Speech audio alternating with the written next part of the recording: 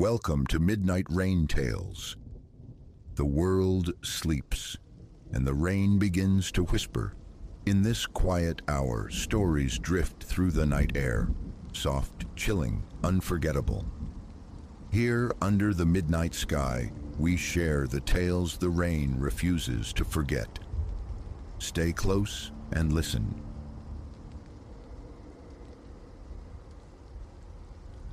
Let me put this down before the memory curdles entirely. It happened a month back, maybe more, at a place called the Prairie Schooner Inn. 20 years hauling freight, seen the inside of more roadside rooms than I can count, but never one like that, never. I write this because closing my eyes brings back the shape of that God-forsaken chair. The trouble began deep into a Tuesday night, pushing 11. I was wrestling a load of home goods from the Windy City down towards KC, the highway miles blurring into a hypnotic ribbon.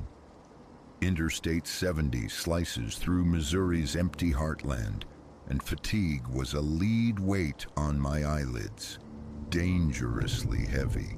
Through a persistent drizzle, the Prairie Schooner's neon promise, vacant, pulsed like a weak artery. Below it, peeling paint declared $29 night, cheap enough to gamble on. The lot was a scattering of neglect. My rig, a pickup bleeding rust onto the cracked blacktop, 2 anonymous sedans huddled near the office. Inside, the air hung thick with stale cigarette smoke, barely masked by aggressive pine disinfectant. The nightman Kev didn't glance up from his phone's blue glow. Skinny lad, 19 maybe, face pale under fluorescent tubes, hair plastered flat. "Need a single," I grunted, reaching for my wallet. He slid a registration card across the counter, the gesture automatic. "Cash or plastic?"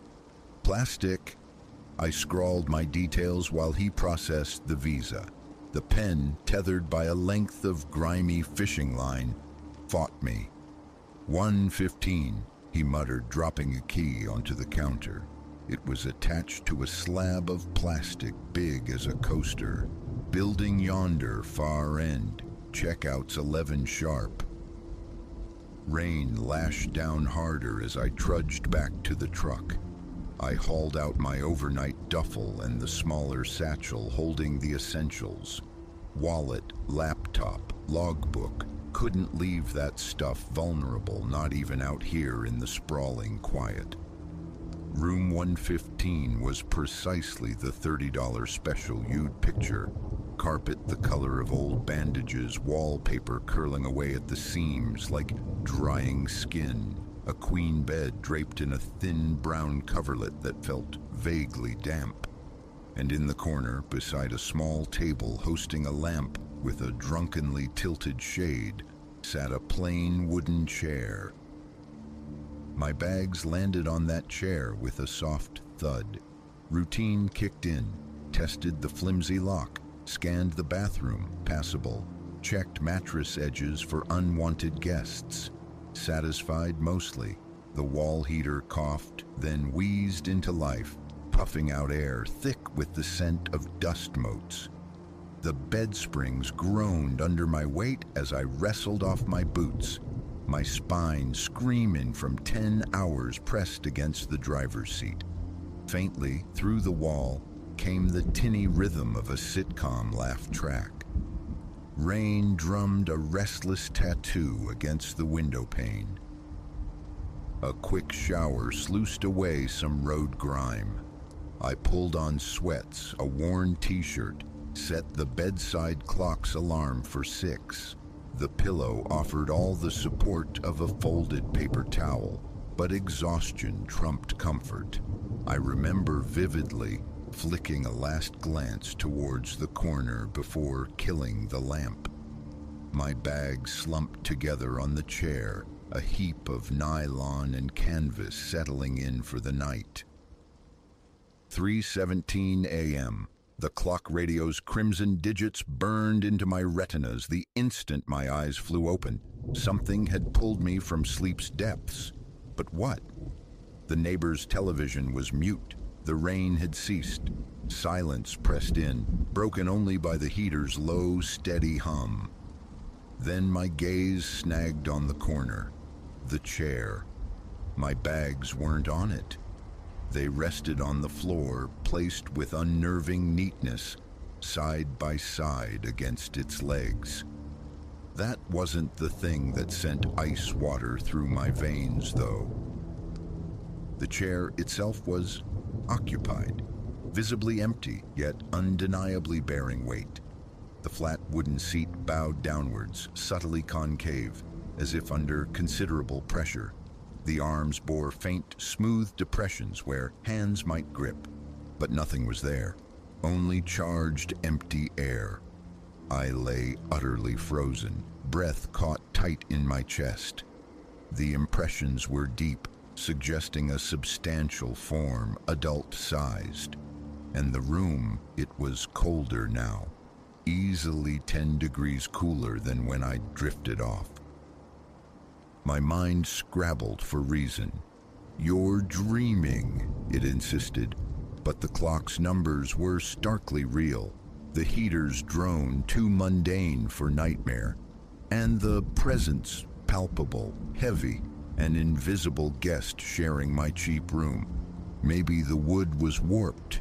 Maybe I'd shifted the bags unconsciously. Lies.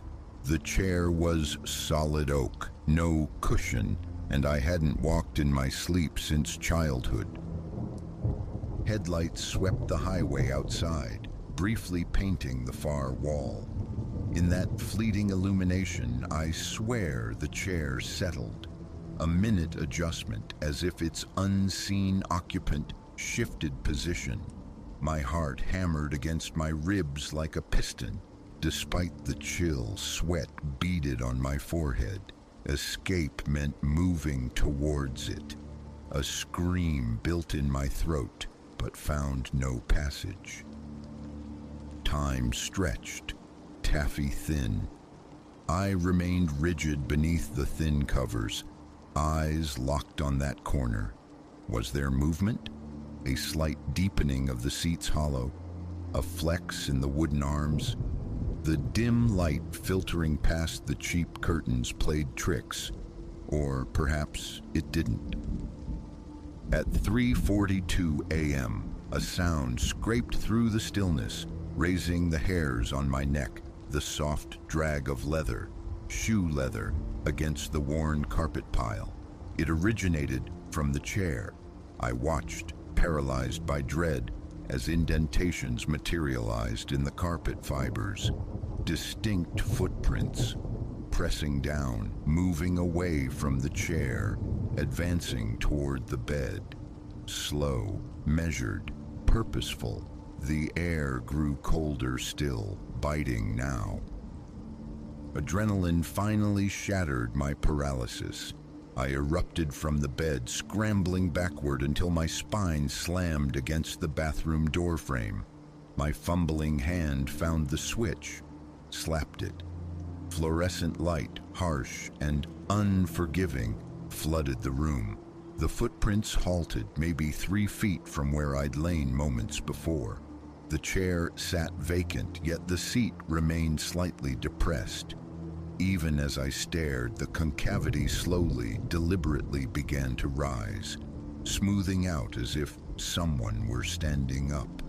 Fresh footprints appeared, moving now towards the room's main door. They stopped. The tarnished brass handle turned with an audible click. The door swung inward 6 inches, hung there a moment, then clicked shut again. The handle rotated back. I stood shaking, heart pounding a frantic rhythm for what felt like an eternity. The clock showed only 10 minutes had passed. Eventually, limbs stiff and trembling, I forced myself to act. I snatched my bags from the floor, didn't bother changing, just jammed my feet into my boots, laces undone. Kev glanced up, bored when I smacked the key onto the counter. Leaving early. My voice was a dry rasp. Yeah? He shrugged, eyes already drifting back to his phone. No refunds past midnight. Keep it. I shoved through the glass door into the pre-dawn damp, practically sprinting to the sanctuary of my cab. Sunrise was painting the horizon when I finally pulled into a brightly lit truck plaza 50 miles down the road. I nursed coffee in a booth, waiting for the tremors in my hand to subside enough to hold the mug steady. I've replayed it since, trying to pin it on exhaustion. On old floorboards settling on the way, shadows lie in unfamiliar rooms. But I know what I witnessed. Something heavy settled into that chair. I still run that route. The job demands it. But the Prairie Schooner Inn gets a wide berth. Mostly passing by, the windows are dark squares, except once. Just the one time, late at night, I saw a pale light glowing in room 115. Through the thin fabric of the curtains, stark against the glow, I saw the unmistakable silhouette of that wooden chair, and it wasn't empty. I've spent the week since trying not to dwell on what came after. The pockets of unnatural cold that would bloom inside my locked cab for the next 100 miles.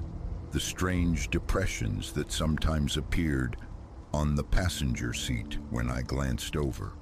The faint shuffling sounds I heard from the empty trailer during rest breaks. Those feel like different hauntings, though, echoes perhaps. Right now, I just needed to get this down. The core of it. The chair, room 115, that rainy Missouri nowhere. Because tomorrow, I have another delivery. The manifest puts me right back on that stretch of I-70, and as I reviewed the paperwork tonight, a detail leaped out, chilling me anew. The drop-off address is just 2 miles past the Prairie Schooner Inn. It's a furniture distributor. They're expecting a consignment of new stock, wooden chairs.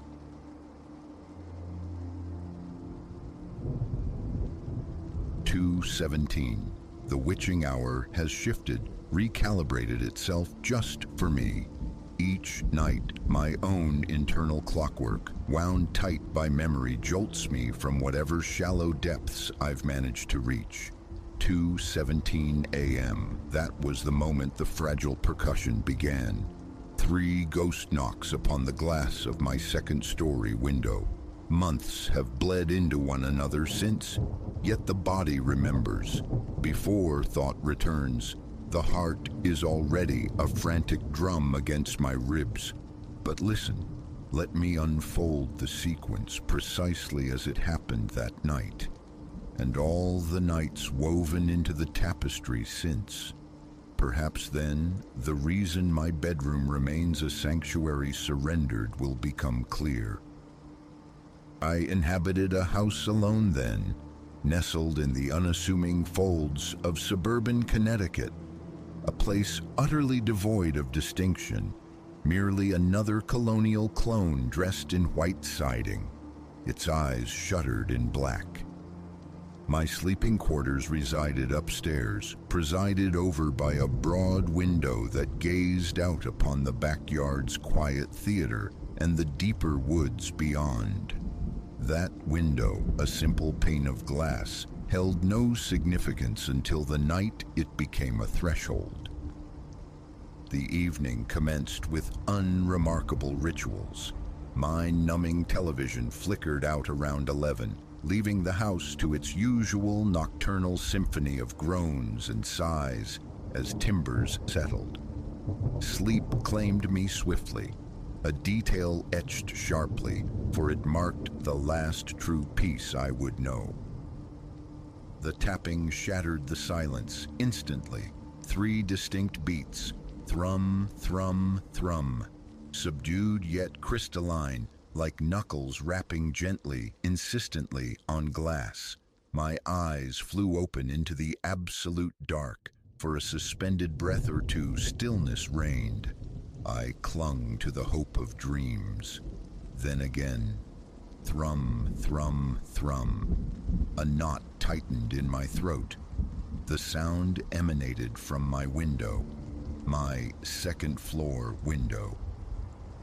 Slowly, deliberately, I turned my head towards the pane, my chest constricted. Through the glass, the distant street lamp bled a faint, bruised orange luminescence, painting silhouettes but revealing no figure, no form. Thrum, thrum, thrum. My fingers clenched the duvet, knuckles white. It was real, not imagined.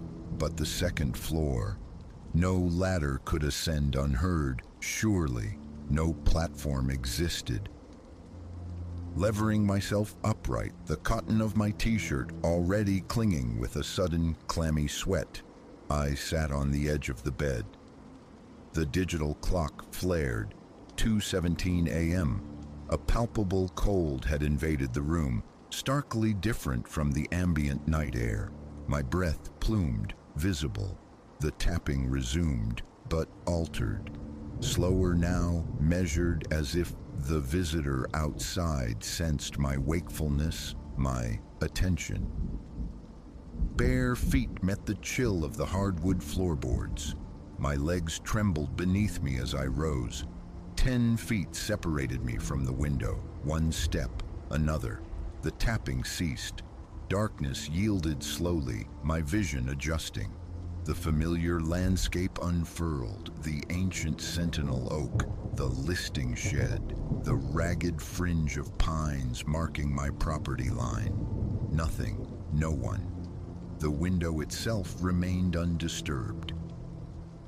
Closer now, my pulse a frantic hammering against my sternum. 5 feet, 4, 3. The glass appeared ordinary, a dark mirror framed in white wood.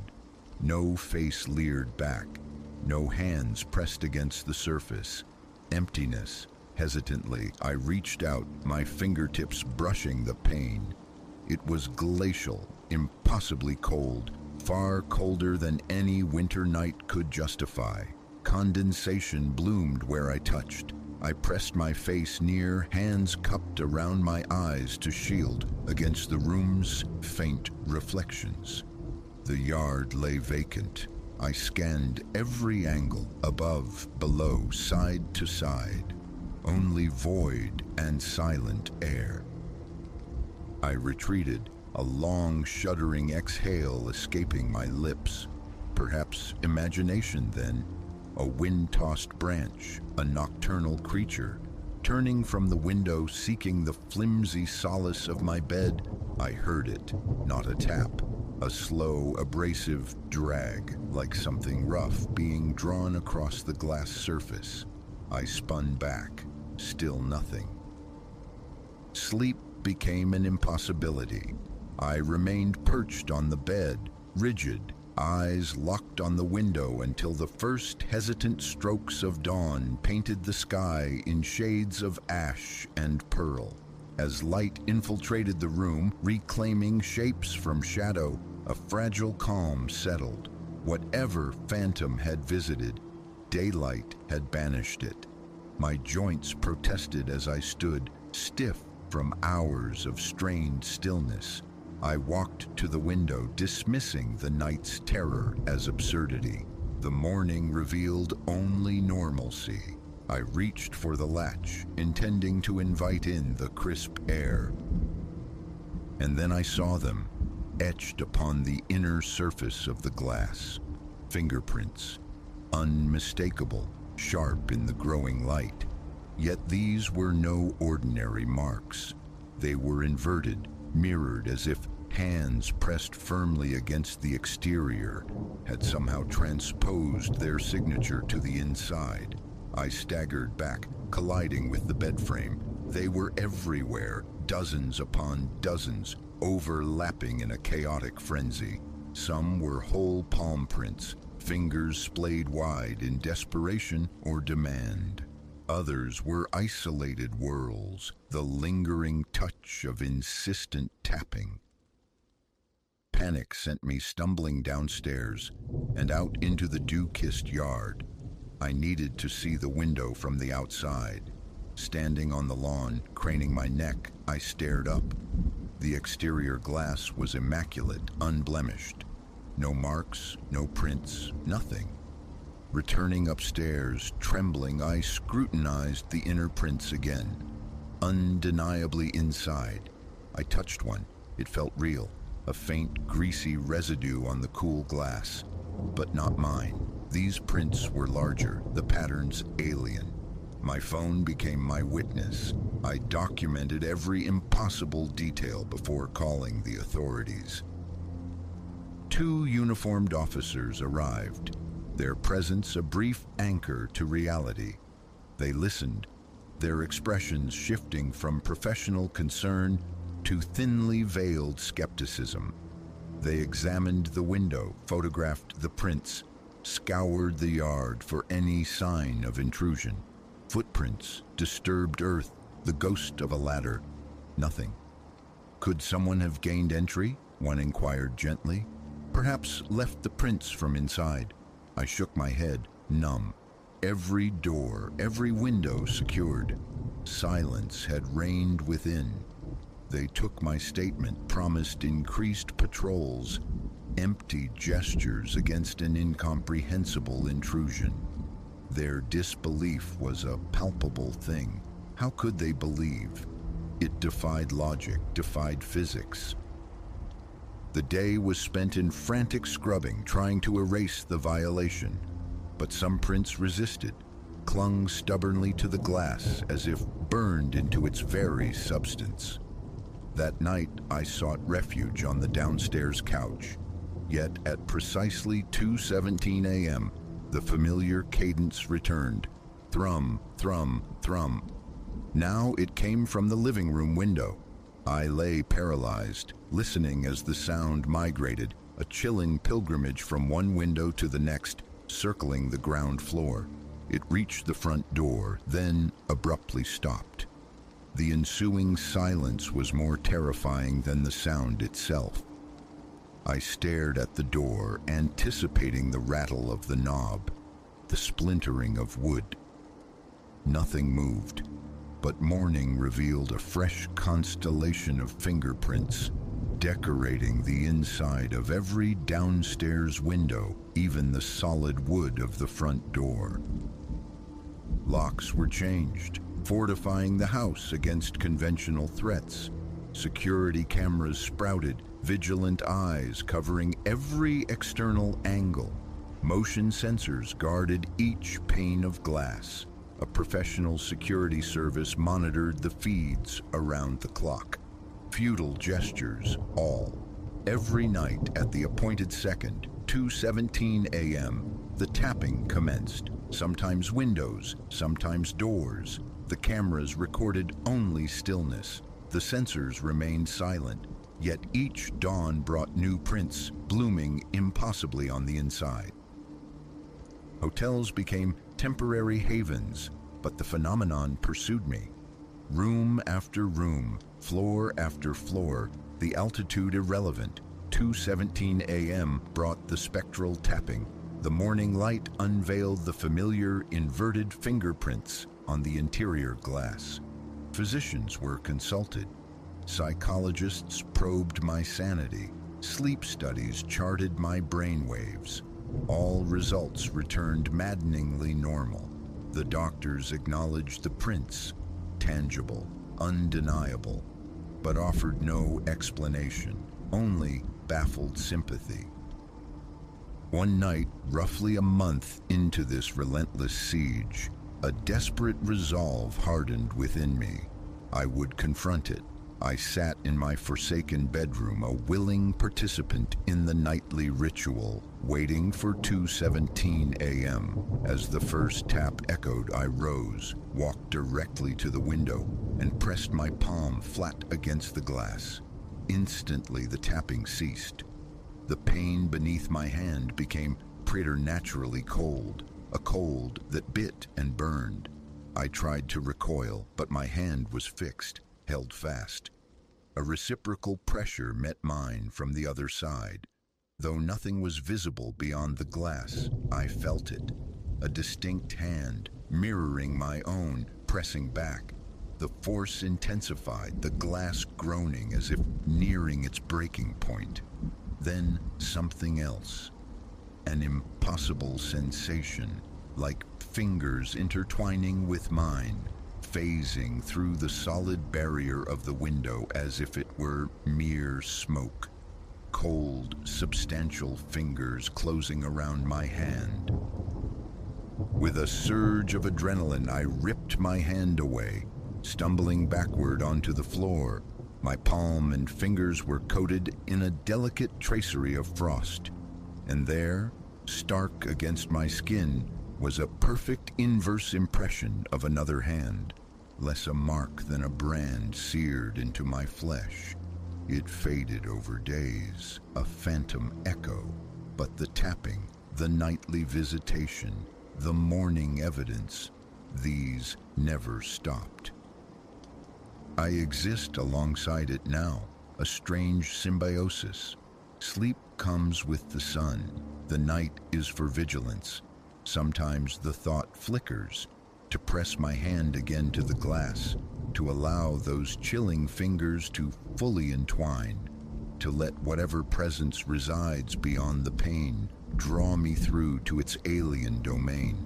Perhaps understanding lies on the other side, but fear holds me fast. Instead, I wait. Each night, 2:17 a.m. arrives. I listen to the delicate insistence against the glass. Watch the impossible prints materialize from nowhere. And I wonder how many others lie awake in the darkness, listening to that same soft summons, discovering those same inverted signatures come morning. I understand the sound of this narrative. Told to me, I too would retreat into disbelief. Yet every syllable is truth. Should you ever be startled awake by tapping on your window, even nestled high in the presumed safety of a skyscraper, avert your gaze. Do not touch the glass. Pray that any prints discovered with the dawn are confined to the outside, because once they manifest within, they are indelible, and the source of those prints will return, night after relentless night, seeking to draw you across a threshold into somewhere I dare not contemplate. I hear it now, 2:17, punctual as ever. Tonight it finds me at my office window, 30 stories above the slumbering city. I will not look, I never look now, but I know with chilling certainty that when morning breaks, new prints will adorn the inside of the glass, reaching, always reaching, from whatever lies just beyond the fragile boundary of our world, waiting for the night I finally surrender and reach back.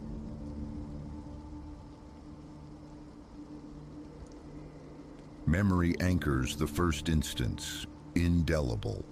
The witching hour, or near enough, claimed the moment around 3 in the morning when sleep is deepest or most easily fractured. I surfaced from oblivion to a low, guttural moan emanating from the bedroom wardrobe. Initially, I dismissed it as a phantom of semi-consciousness, an auditory mirage. Propped on my elbows, I scrubbed the sleep from my eyes and waited, listening intently. Pitch darkness reigned, yet the stark geometry of the wardrobe door was discernible against the gloom. Closed, I watched its impassive surface, breath held captive in my chest, ears straining. The sound persisted, a dry, abrasive friction like stone grinding against stone. It evoked the protest of rusted, neglected hinges, though nothing visibly stirred. After a protracted moment of listening, a faint vibration registered. The door remained shut, yet it trembled subtly, as if pressured from within by an unseen force. I slipped from the bed, the frigid floorboard shocking my bare feet, sending an icy current snaking up my legs. With measured steps, I advanced towards the wardrobe, my palm pressed flat against the wood. It felt cool, transmitting a gentle, rhythmic tremor from the interior. I tested the knob. It turned, but the door resisted. Applying more pressure, I twisted again. This time, it yielded halfway with a soft, reluctant creak. A presence of cold, less an odor than the sterile impact of frigid air in my nostrils, tightened the skin across my cheekbones. I angled my head to peer into the recess. Emptiness greeted me, only a few vacant hangers dangling from the rail. The jackets usually housed there had been removed earlier that week. Nothing untoward met my gaze, just the bare metal rod, the hangers clustered to one side. Yet the cold was palpable, invasive. It wrapped around my face and arms, provoking an involuntary shiver. And it wasn't merely cold, it possessed motion. An almost imperceptible current, a phantom exhalation stirred the air. Carefully, I pushed the door closed and retreated to the relative sanctuary of my bed. Sleep, however, proved elusive. I lay listening through the remainder of the night, but the sound did not return. The following night, I resolved to ignore it.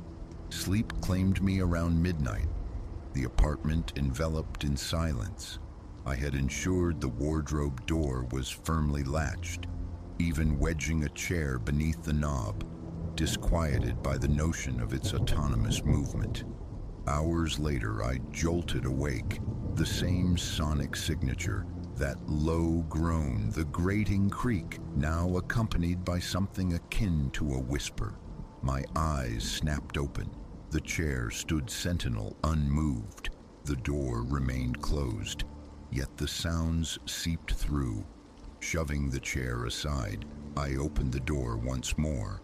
This time, I lingered. Reaching inside, I jostled the hangers. Their metallic clatter seemed unnaturally loud in the stillness. Again, the glacial air, but now the current felt definite, undeniable. I felt its touch on my knuckles, my wrist, tracing its path across my forearm like a slow leak from some frozen reservoir. I inclined my head into the wardrobe's interior. No vents were visible. The back panel appeared solid, unremarkable. I tapped it, firm wood. My hand swept behind the hangers, finding nothing but empty space. The door frame, the upper shelf, all ordinary. But standing perfectly still, I perceived the sibilant susurrus. It wasn't speech I recognized, an alien lexicon of quiet, garbled phonemes. I recoiled, pulling the door shut, a knot tightening in my stomach. Dampness bloomed under my arms. I fought for composure, but my heart hammered against my ribs. A trip to the bathroom, cold water splashed on my face, then back to bed, leaving the wardrobe sealed. I lay rigid, awake until the gray light of dawn filtered through the window. Over the subsequent nights, the phenomenon intensified. Each time near the same hour, the awakening. The wardrobe door vibrating, the wood groaning, the composite sound sending shivers cascading down my vertebrae. Opening it revealed the same scene. Vacant hangers, nothing more. Yet the frigid zephyr never failed, cold and deliberate against my skin. The whispering gained clarity, though not comprehension. Distinct syllables emerged, rough-edged, as though uttered by a parched throat. There were no discernible pauses, just an unceasing sotto voce murmur that made my scalp prickle. I found myself retreating cautiously each time, reluctant to turn my back. seized by an irrational certainty that something might reach out the moment my gaze faltered. Sleep became a forgotten luxury.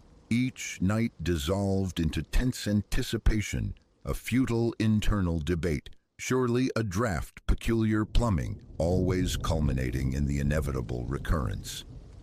After a week, I attempted barricades. Heavy boxes, an obsolete television stand dragged and wedged against the door. That night, the sounds penetrated the barrier, but I held my ground, standing beside my bed, breath hitched, muscles clenching and unclenching in the dark.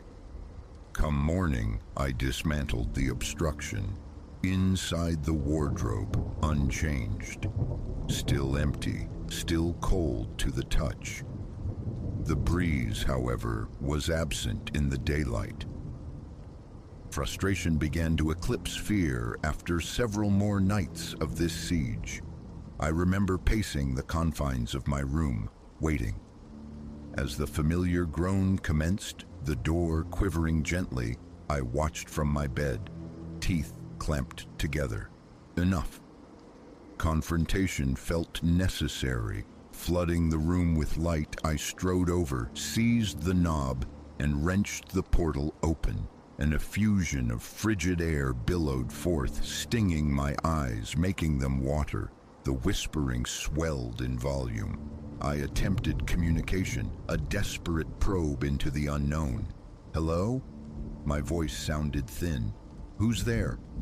Only the ceaseless whispering answered. Leaning in, I extended my hand, touching the back panel. Solid, cold. I tugged the rail, firm. The floor beneath, the side walls, all normal, unyielding. Yet the impossible breeze caressed my face, stirring strands of my hair originating from nowhere. Minutes stretched as I stood there, poised on the threshold, waiting for something. A leaden weight settled in my limbs, my shoulders rigid with tension. The whispering ebbed and flowed, like hushed speech filtering through a sheet of thin ice. Exhaustion eventually won. I closed the door, but sleep remained beyond reach. The rest of the night was spent roaming the apartment, flicking lights on and off, opening windows, peering into the empty hallway. Absolute silence save for the persistent enigma of the wardrobe. The following night brought a new tactic. I placed a small electric fan inside the wardrobe, unplugged for the moment. My hypothesis: if something controlled the airflow, perhaps it would react to interference. I waited for the groan. Opening the door, stomach clenching, I saw the fan, inert. The wardrobe's intrinsic cold current still flowed outwards. I plugged the fan into a nearby socket, switched it to low, aiming its airflow inwards. The frigid exhalation continued, pushing back against the fan's mechanical breeze. Two opposing currents met near my face, a zone of thermal conflict. I stepped back. The whispering intensified, escalating into what sounded distinctly like annoyance, a direct response to my action. I switched the fan off. The susurrus subsided to its previous level. Heart pounding, I stared into the wardrobe's vacant darkness. Next, a flashlight.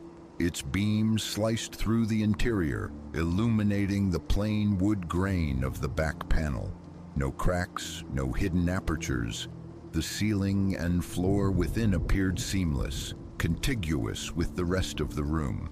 The source of the breeze remained utterly elusive. No vents, no gaps. Listening intently, the whispering persisted as long as the door remained open. "I don't understand what you're saying," I voiced futilely. The murmur continued, unvarying in pace and tone. Again, I reached inside, probing for a hidden latch, pressing every segment of the back wall. Solid. Frustration mounted, my jaw aching from clenching my teeth. A reckless thought surfaced. What if I tried to enter? The space was clearly insufficient, yet the impulse to test its boundaries was strong. Removing the hangers, placing them on the bed, I stood before the open wardrobe. Bending at the waist, I leaned my head and shoulders into the opening. The glacial air enveloped me, inducing tremors. My muscles instinctively tensed. The whispering was now directly in my ears, intimate yet incomprehensible. I pushed forward, expecting my forehead to meet resistance. Instead, a perplexing sense of receding depth met my advance. My head did not impact the back wall. It should have. Startled, I jerked back, straightening up. The flashlight beam confirmed the visual reality. The back wall was mere inches away, yet leaning in yielded more space. I tried again, slowly this time, cautiously, edging forward, anticipating the collision that never came. My head, then shoulders, passed the threshold into something else. A cold pressure clamped down, as if the frame itself constricted, yet I continued moving forward. Darkness consumed my vision. The flashlight, still gripped in my hand, illuminated only void ahead. My heartbeat thundered in my ears. My breathing grew shallow. Faintly, I perceived what looked like more empty wardrobe space extending impossibly before me. Utterly nonsensical. Fear surged and I scrambled backward, emerging into the familiar dimensions of my room. Panting, I stared at the wardrobe. The whispering persisted. I slammed the door shut and leaned heavily against the wall, legs trembling, mind racing. My wardrobe was small, demonstrably so, yet it contained depth. A plan formed, born of terror and morbid curiosity. I needed an anchor. Locating a long extension cord, I secured one end firmly to the bedstead, looping the other around my waist. My palms were slick with sweat. My shirt clung to my back.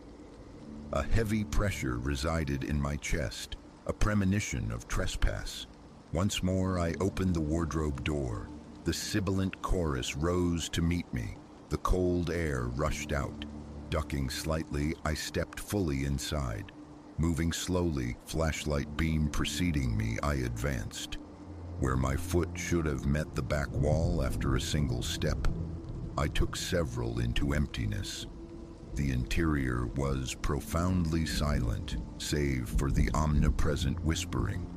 Glancing back, I saw the rectangular portal of the doorway, my bedroom beyond. Lamp, bed, reassuringly mundane. Escape was still possible. Turning forward again, I swept the light through the oppressive darkness. Nothing. Just void. The whispering enveloped me, seeming to emanate from all directions simultaneously, a vortex of sound.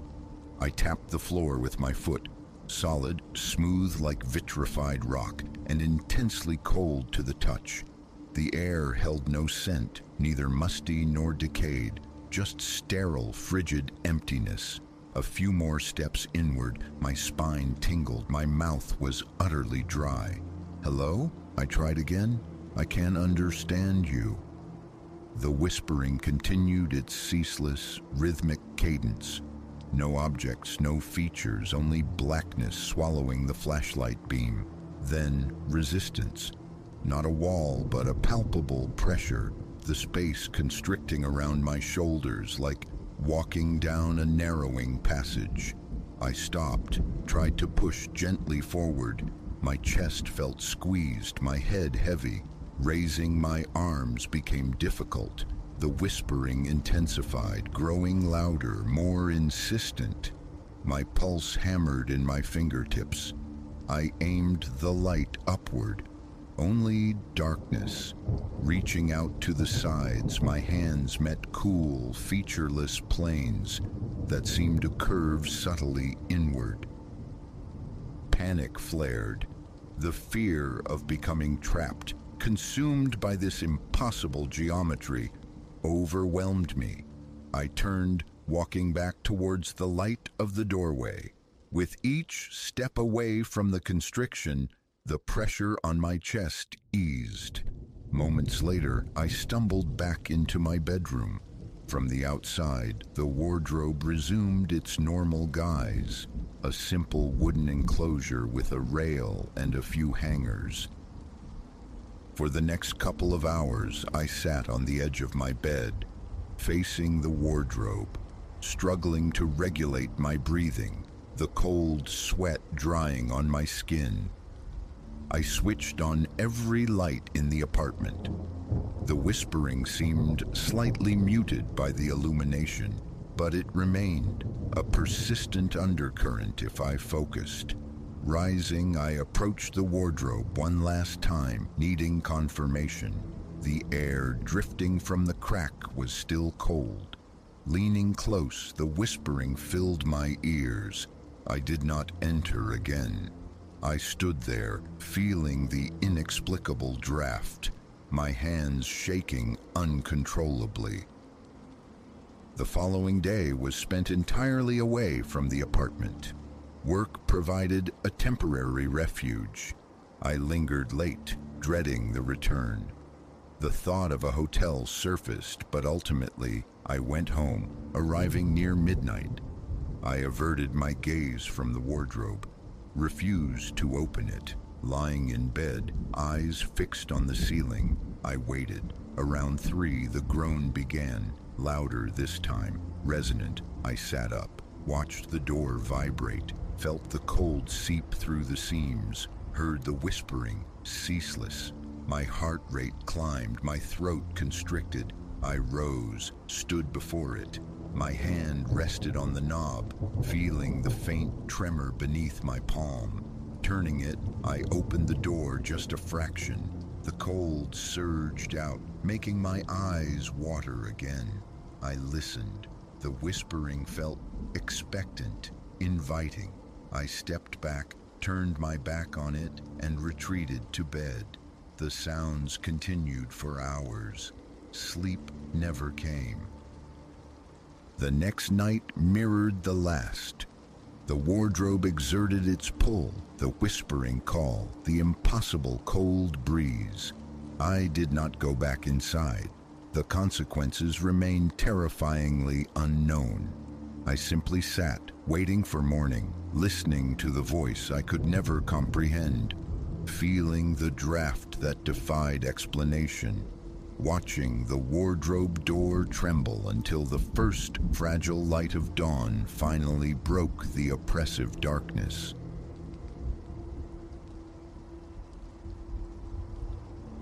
A groan of tumblers yielding, the brass key cold against my palm. Pushing inward, the cabin door swung wide, not just onto pine-scented air, but onto a threshold I sensed with a prickling unease, led somewhere far beyond a simple month's reprieve. I hadn't known, couldn't have fathomed that I was crossing into a waking dread, a place poised to fracture my understanding of sanctuary, of self. My flight from the city's relentless thrum, the crushing weight of my career had delivered me here, seeking promised isolation, the balm of nature untamed by Wi-Fi signals or cellular towers. Perfection, it had seemed on paper. Within, rough-hewn charm prevailed. One cavernous room beneath a sleeping loft, a diminutive kitchen tucked away, and a stone hearth commanding the far wall like an ancient altar. Pine resin and the ghost of wood smoke permeated everything. A fragile calm began to loosen the knots cinched tight in my shoulders. That inaugural day dissolved into the rhythms of unpacking, of mapping the immediate woods, where the sharp tang of autumn decay hung suspended in the air, punctuated by unseen avian cries. dusk summoned firelight, and I surrendered to a sagging armchair, book in hand, adrift on a tide of quietude I hadn't felt in years. Deepest night, the fire a pulse of embers in the gloom. I surfaced from sleep abruptly, adrift, snagged by an anomaly my subconscious registered before I did. Then clarity pierced the disorientation, a scuff, a whisper of weight shifting across the floorboards. Not outside, inside. Ice bloomed in my veins. Miles lay between me and any other soul. This intrusion was impossible. Breath held captive in my chest. I strained, listening into the profound silence that followed. Nothing. The cabin groaning in its sleep. A squirrel scrabbling on the roof. City nerves, I chided myself. Raw and unaccustomed to the woodland's nocturnal theater. Sleep reclaimed me, though its embrace felt shallow, watchful. Morning light did little to dispel the night's residue of unease. While coffee brewed, a wrongness persisted, subtle dissonances in the cabin's static composition. Hadn't that stool been nearer the hearth? And the novel? Surely I'd left it bedside, not perched precariously on the counter. Trifles easily dismissed as lapses in memory, yet they accumulated like grit beneath my eyelids. Days bled together, each dawn potentially revealing a fresh incongruity. A sash window gaping to the chill air, one I distinctly recalled securing. The kitchenette's cupboard doors swung wide in silent uniform greeting. Forgetfulness? Or was the profound solitude warping my perception, breeding phantoms in the quiet? Then, the fifth night shattered my fragile rationalizations. I jolted awake, propelled by that same intrinsic wrongness. My vision swam, adjusting to the Stygian dark of the loft, and resolved into a shape, standing sentinel at the foot of my bed, motionless, observing. A column of pure dread solidified within me, freezing the marrow in my bones. It was merely darkness coalesced, a silhouette against deeper shadow. I slammed my eyes shut, a child's defense, praying for dissolution. When courage permitted me to look again, the space was empty, yet the imprint remained. Until dawn painted the windows gray, I remained entombed in blankets. Every settling groan of the timber frame, a fresh assault. Departure beckoned, insistent, but logic, stubborn, desperate logic, whispered of stress-induced phantasmagoria, an overworked mind conjuring specters. I resolved to remain, though the unease clung like damp wool. Vigilance became my companion. Locks were tested, retested, windows secured with obsessive precision. A crude network of tin cans strung near doors offered dubious security. Beside the bed, a weighty torch lay ready, part illumination, part bludgeon, and for a time, the cabin held its breath. No spectral visitors, no inexplicable rearrangements. The woods reclaimed their allure, the fireside its solace. Tentatively, I allowed myself to breathe, even managing a brittle laugh at my own escalating paranoia. That fragile peace ruptured on a night steeped in impossible sound. A melody, soft and lilting, seeped into my awareness, drawing me from sleep. Humming, drifting up from the main room below. Absurd. There was no radio, no power for one, no signal to catch. Clutching the heavy torch, its cool metal a stark contrast to my clammy skin, I descended the loft stairs, each tread amplified in the quiet. Instantly the humming ceased. By the hearth's dying glow, a form occupied the armchair near the window. My pulse hammered against my ribs, a frantic drumbeat. Who is that? The question emerged a ragged whisper. Slowly, deliberately, the figure rose. I thumbed the torch switch, its beam slicing through the dimness, illuminating the impossible, arresting me mid-breath. Staring back was my own face, my hair, my features, even the worn cotton pajamas I wore, duplicated. A smile touched the familiar lips, but it held no warmth, only a chilling possessiveness. What are you? My voice trembled. What is it you want? The replica tilted its head, mimicking a gesture I knew intimately, yet rendered alien. Its voice, when it came, was mine, yet laced with an unnerving resonance. I am you, it stated, matter of fact. The you this place accepts. Denial surged. Impossible. You can't be. My retreat mirrored its advance, step for step. I have lingered, it purred, my voice made strange, waiting for your awareness to sharpen. These small disturbances, warnings you failed to heed. This sanctuary isn't yours. Depart. My shoulders met the unyielding log wall. Trapped. Why? The query was a desperate bid for time, my mind scrambling for escape. Why must I go? The smile stretched, unnatural, revealing a fraction too much dentition. Because voluntary departure is preferable. Forced eviction, unpleasant. Ask the others. Others? The word landed like a stone, cold dread spreading outwards. Had this cabin consumed previous tenants? In that sliver of horrified distraction, it surged forward.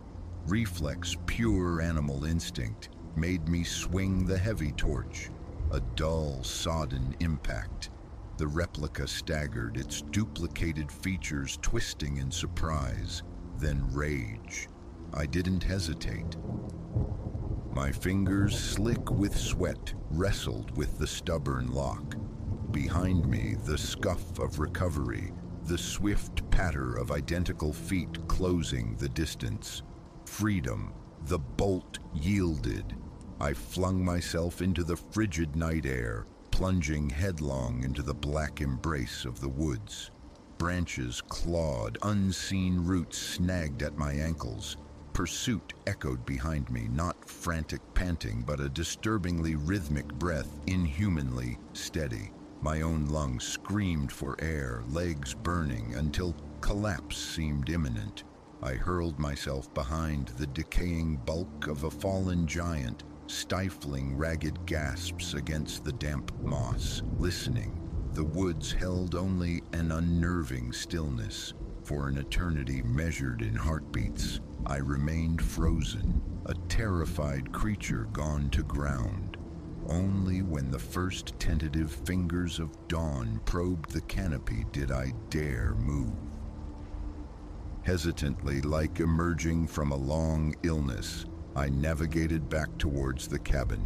Bathed in the weak morning light, it appeared deceptively ordinary. Inside, chaos reigned as I flung possessions into my duffel, driven by a primal urge to flee. Leaving things tidy was unthinkable. My hand hovered over the doorknob when a flicker of white on the small entry table arrested my motion. A folded paper not there before. With hands that shook violently, I unfolded it. The script was chillingly familiar, my own precise cursive. Heed the whispers next time. My patience was unique. This realm rejects you, never return. The note fluttered from my numb fingers. I bolted, the car engine roaring to life, spitting gravel as I tore down the track, away from the woods, away from that impossible reflection. I drove relentlessly, fueled by adrenaline, until the comforting cacophony of the city swallowed me whole. Days bled into weeks. I spun narratives of exhaustion, of stress manifesting as waking nightmares, hollow explanations failing to mask the chilling certainty lodged deep within. An aberration, terrifying and absolute, had unfolded within those silent woods. The full tale remained locked inside me. Who possessed the framework to believe such a thing? The wilderness, once a siren call, now echoed with menace.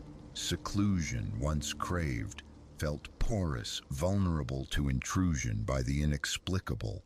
Occasionally, in the periphery of my vision, a darkened window pane, the silvered surface of a mirror, a flicker of movement suggests her. Watching, waiting. Did I truly escape that cabin's grasp? Or did a fragment of me remain, absorbed into its fabric, perhaps now the custodian of its warnings? The tranquility I pursued exacted a toll I never foresaw, leaving me stranded with the unsettling truth. Sometimes the deepest horror wears your own face.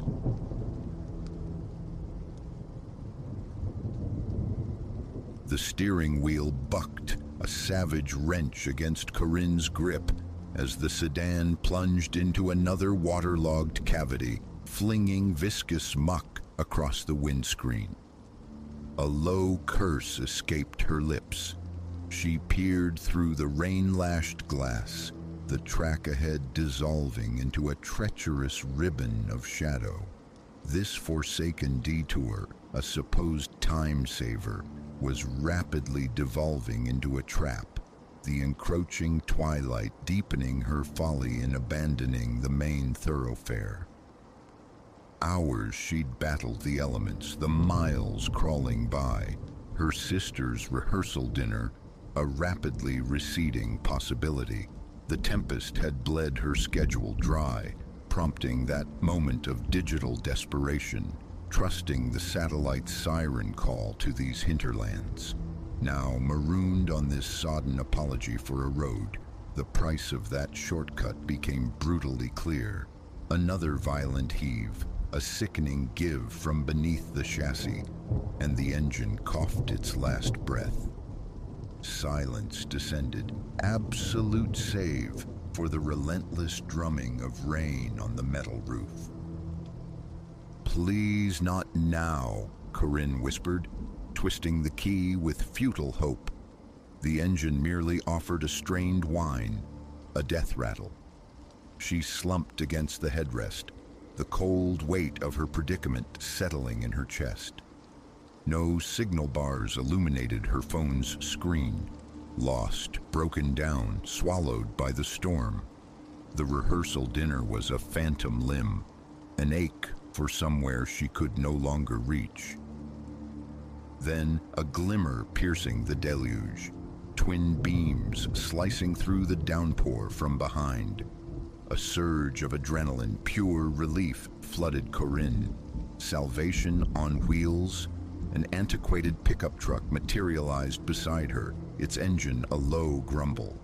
The driver's window descended with a reluctant squeal, revealing a man whose face, etched by perhaps 50 years of wind and sun, regarded her with apparent solicitude. "Bit of bother you're having," he shouted, his voice rough against the rain's roar. Corinne nodded, the gratitude almost painful. "Yes, I think I struck something back there. Engine just stopped." His gaze shifted from her crippled sedan to the murky path ahead, then back. "Aye, this track'll bite if you're not acquainted.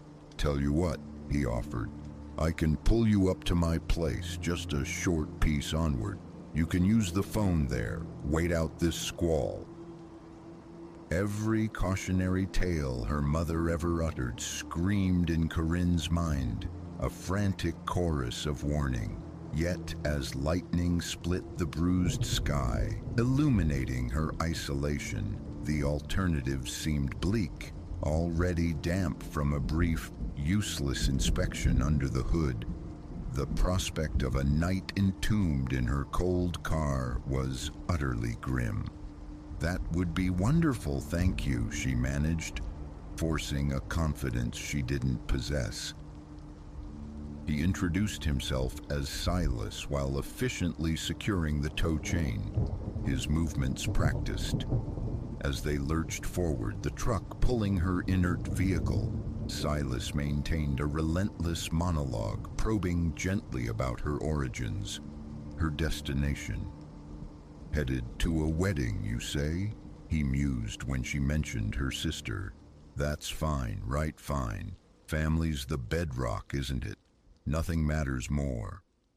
The way the words hung in the air, weighted and resonant, sent a faint tremor of disquiet through her, though she tried to dismiss it as storm-frayed nerves. The short piece onward stretched into an unnerving expanse of time. Though the rain lessened to a drizzle, the darkness outside became absolute, a velvet void swallowing all landmarks. Finally, Silas navigated a sharp turn onto an overgrown lane, the truck's headlights catching a sprawling farmhouse ahead. Paint curled from the clapboard like sunburnt skin, and the porch listed wearily, yet golden light spilled from its windows, an incongruous beacon against the oppressive night. "Journey's end," Silas announced, cutting the engine's rumble. "Let's get you inside, out of the damp." As they trudged towards the structure, the front door creaked open. Framed in the doorway, backlit by the interior glow, stood a woman. Her silhouette was gaunt, angular, and something in her rigid stillness sent an icy finger tracing Corinne's spine. "Agnes Company," Silas called out. Poor soul found herself stranded in the tempest. Agnes's gaze flickered, sharp and assessing, from Silas to Corinne and back, before she offered a single curt nod and stepped aside. Inside, the air was thick with the scent of dust and something else. Lemon polish. It was an odd juxtaposition. Cluttered surfaces alongside meticulously cleaned floors, modern kitchen gadgets incongruously placed amidst heavy, dark antiques, and everywhere, photographs, walls dense with them, sepia-toned and black and white faces gazing out with unnerving solemnity. "You're chilled to the bone," Agnes observed, her voice unexpectedly thin, almost reedy. "Come, I'll find you something dry. Some old things upstairs might serve." Before Corinne could demur, she was being guided up a precipitous, narrow staircase into deeper shadow, lit only by a lone, naked bulb dangling at the far end of the landing. Agnes indicated a small chamber, pressed a bundle of fabric into Corinne's hands, and retreated downstairs without another word. Changing into the dry, faintly musty garments, Corinne couldn't dispel a pervasive sense of wrongness. The room felt preserved, a time capsule of obsolete furniture, and those marks scoring the inside of the door. Were they truly scratches? Deep ones? Clutching her damp clothes, Corinne descended. Silas and Agnes were in the kitchen, heads inclined together, exchanging low murmurs that ceased the instant she appeared. They turned in unison, faces arranging themselves into smiles that failed to warm their eyes. "Feeling restored?" Silas inquired, gesturing towards the scarred wooden table. "Agnes is heating some soup. Must be famished after your troubles." Famished was the last thing Corinne felt. A tight knot of anxiety resided where her appetite should have been. Every nerve ending prickled with the urge to bolt. Yet she forced a smile, murmuring thanks, unwilling to provoke suspicion. "About that phone call?" she ventured, striving for a casual tone. Silas and Agnes shared a glance, swift and indecipherable. "Ah, drat!" Silas clicked his tongue, shaking his head with theatrical regret. The storm, you see, must have taken the lines down again. Always happens out this way. Corinne's hope plummeted. No phone, no lifeline, utterly reliant on these peculiar strangers. As Agnes placed a bowl of steaming soup before her, Corinne's gaze caught on the woman's hands. A network of fine, pale scars crisscrossed her skin, like old marks left by frantic fingernails. "It's a remarkable house," Corinne offered, desperate to break the thickening silence. "Have you lived here very long?" "Oh, centuries it feels like," Silas chuckled, though his eyes seemed distant, unfocused. "Been in the blood for generations, this place. Holds a lot of history." "And a lot of secrets," Agnes added, her voice a mere thread of sound. Corinne nearly aspirated her soup. "Secrets?" Silas emitted a dry rasp of laughter. "Well now, every old pile has its share of shadows, wouldn't you say, Aggie?" Agnes inclined her head, that unnerving half-smile resurfacing. "Indeed, and shadows have a way of stirring when you least expect." What followed was the most disquieting conversation of Corinne's life. Silas and Agnes spoke of bygone eras, of long-deceased relatives mentioned by name as if they might walk in at any moment. They recounted tragedies and triumphs from a century past with the immediacy of yesterday's news. Corinne's skin crawled. As the clock ticked laboriously past midnight, she pleaded fatigue, desperate for solitude. But Silas waved her excuses away, launching into yet another rambling anecdote about the house's spectral inhabitants, his gaze pinning her to the chair. It was then, deep in the night's oppressive quiet, that she heard it. A distinct thud from the floor above, followed by the unmistakable cadence of footfalls pacing overhead. Corinne froze, her gaze snapping towards her hosts. Neither Silas nor Agnes reacted, their eerie dialogue flowing uninterrupted. "Did you hear that?" she whispered, her voice trembling. Silas tilted his head, affecting puzzlement. "Hear what, dearie?" "That sound upstairs. It sounded like—" "Just the old timbers groaning," Agnes interjected smoothly, her tone utterly dismissive. "An old house breathes, you know, always whispering." But Corinne knew it wasn't timbers groaning, and the sounds persisted as the hours bled away. Furtive creaks, another heavy thump, and once, chillingly, what sounded terrifyingly like a stifled cry, quickly cut short. By the time Silas finally led her to a different small room upstairs, she was taut as a wire. It was claustrophobic, airless, a narrow cot shoved against one wall. As Silas wished her a good night, pulling the door closed, Corinne distinctly heard the click of a key turning in a lock on the outside. Sleep was an impossibility. She lay rigid in the suffocating darkness, every nocturnal sigh of the ancient house amplifying her terror. The faces in the photographs lining this room's walls seemed to possess a malevolent awareness, their painted eyes tracking her slightest movement. With the first fragile hint of dawn painting the window gray, resolve hardened within her. Car or no car, she had to escape this place. Heart pounding, she slipped from the cot, gathered her few belongings, and tentatively tried the door. It swung inward, unlocked. Silence reigned as she stole down the stairs, each step an agony of caution. The front door was blessedly closed when a floorboard groaned betrayingly behind her.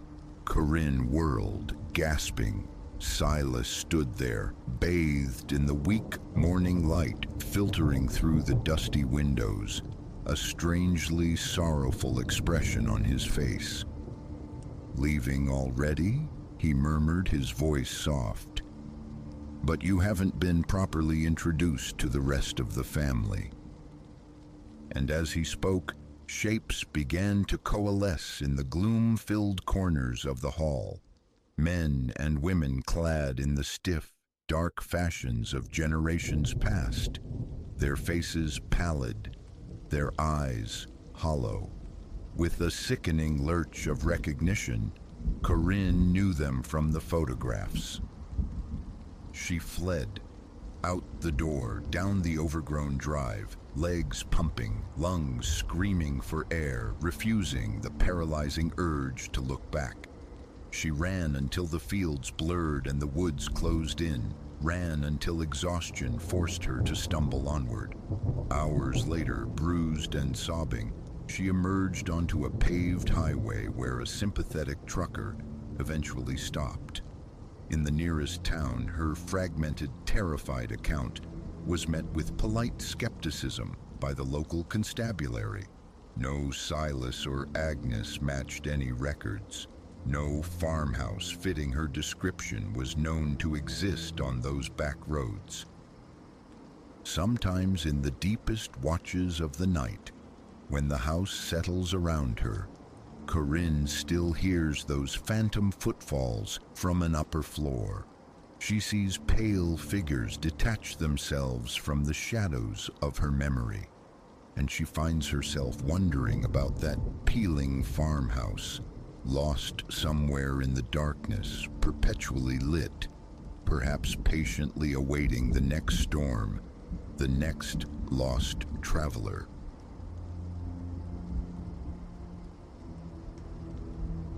The day the ordinary fractured, the day I grasped that my small apartment harbored a secret life, lived parallel to my own slumber, it unspooled with the deceptive calm of any other morning. Consciousness returned, a slow tide pulling me from sleep. Teeth brushed, the familiar ritual. Then the kitchen, the promise of coffee's warmth. Reaching into the cupboard for my favored ceramic mug, my hand met empty air. A dissonance hummed beneath the surface of the mundane. The mug, sentinel of my morning routine, wasn't where it belonged. Nor, I suddenly registered with a prickle of unease, was anything else quite right. The salt shaker nudged askew, the kettle angled differently, and there, in the quiet hum of the refrigerator, the chilling architecture of the truth began to assemble itself. My solitude was illusory. I was not alone. 6 months prior, I'd nested here, in this compact one-bedroom shell, perched within the city's sprawling anonymity. It was threadbare elegance at best, what my fledgling salary could grasp. An old building whispering its age through sighing floorboards, and plumbing that groaned like a restless sleeper. But it was mine, my anchor, or so the illusion had held. Initially, I tried anchoring these anomalies to forgetfulness, to the undertow of fatigue. Perhaps I, in some pre-caffeinated stupor, had orchestrated these minute rearrangements. The milk level suspiciously lower, a thirsty midnight phantom of myself, surely. The television murmuring on a channel I despised upon waking, a sleepy misclick. But the incidents accrued, their collective weight crushing simple explanations. The phantom limb of a half-consumed sandwich in the bin, a sandwich crafted by hands not my own, became impossible to ignore. Confiding in Chloe, my staunchest friend, brought sympathetic rationalizations. "Leo, you're running yourself ragged. she'd offered, her voice a soothing balm. Stress does weird things. Maybe you're sleepwalking. Yet, deep within, a certainty resonated. This wasn't stress, nor the nocturnal wanderings of my own subconscious. An unseen current moved through my apartment when darkness fell, and a grim resolve hardened within me to map its source. My campaign began subtly, guerrilla tactics against an invisible occupant. A pencil balanced precariously on a table's precipice. A sliver of clear tape stretched taut across a doorway. An almost invisible tripwire. A dining chair left deliberately, slightly askew. Each dawn brought confirmation. The pencil lay vanquished on the floorboards. The tape was sundered, the chair repositioned with unnerving precision. A corrosive anxiety began to etch itself into my days. Sleep became a battlefield, hours lost to straining ears, parsing every groan of the ancient building, every distant city lament for the telltale signature of intrusion. But the presence, whoever or whatever it was, moved with spectral grace, soundless. Enough. I needed irrefutable evidence, a shard of objective reality to cut through the fog of fear. A miniature camera, easily concealed, became my weapon. Positioned on a bookshelf, its unblinking eye commanded a wide view of the living space. With hands that betrayed my inner tremor, I activated it before surrendering to the night. Sleep was a fraught, shallow thing. Each settling creak, each siren's cry jolted me upright, heart hammering against my ribs like a trapped bird. Eventually, sheer exhaustion dragged me under. Morning light. I lunged, not for coffee, but for the camera. Fingers fumbling, I navigated the playback. Hours crawled by on screen, my own restless form twisting in the shadowed bed, the apartment steeped in stillness. Then time stamped near the bleak hour of 3 movement, a shape detaching itself from the deeper gloom, gliding through the familiar geography of my living room. Careful, oh, meticulously careful, hugging the periphery but undeniably human. A stranger inhabiting my space with a chilling, proprietary ease. Transfixed in horror, I watched this silhouette access my refrigerator, casually consuming my provisions. Then the figure settled onto my sofa, activating the television. The volume kept so exquisitely low it had never pierced my sleep. Hours passed in this spectral domesticity, the intruder departing only as the faintest blush of dawn bruised the eastern windows. A toxic cocktail of violation, terror, and impotent rage surged through me. This unseen parasite had been feeding off my life, my space, my resources for an unknowable duration. But the charade was over. I possessed the proof. My call to the local precinct was a staccato burst of explanation, my voice tight. "Stay put," they advised. "Officers en route." The wait stretched into an eternity of frantic pacing. Every floorboard groan a potential return. The intruder perhaps bold enough for daylight. When the police arrived, their presence a solid, uniformed reality, I presented the footage. They observed with professional gravity, jotting notes, their questions clinical. How long? Anything missing? Any known adversaries? I answered, the sheer, bizarre reality settling like cold sediment in my gut. No dream, no overwrought imagination. This was tangible happening to me. The officers exuded a kind of procedural empathy, but offered little solace. Increased patrols, a dusting for latent prints, gestures against an enigma. Their advice was pragmatic. fortify the locks, consider a security system beyond my means. Their departure left a vacuum, amplifying my isolation. Remaining here was unthinkable, the air thick with the phantom's presence. A call to Chloe secured sanctuary. Packing an overnight bag felt like fleeing a haunted house. My mind a frantic maze. Who? How? And the most chilling question, why my apartment? The week spent adrift on Chloe's sofa was a blur of hypervigilance. Every unfamiliar noise was an alarm bell. Sleep offered no refuge, only replays of the shadowed figure. I contacted the landlord. New locks clicked into place. A small metallic reassurance. A basic motion-activated camera synced to my phone offered a fragile digital perimeter. Breaking the lease felt like surrender, yet the prospect of rebuilding, finding another affordable niche, was daunting. After 7 nights steeped in borrowed safety and sleeplessness, a decision formed. I had to return. I had to confront the ghost, reclaim the territory of my life. This unknown presence could not win. That first night back was an ordeal, etched in tension. Each sound magnified, amplified by fear.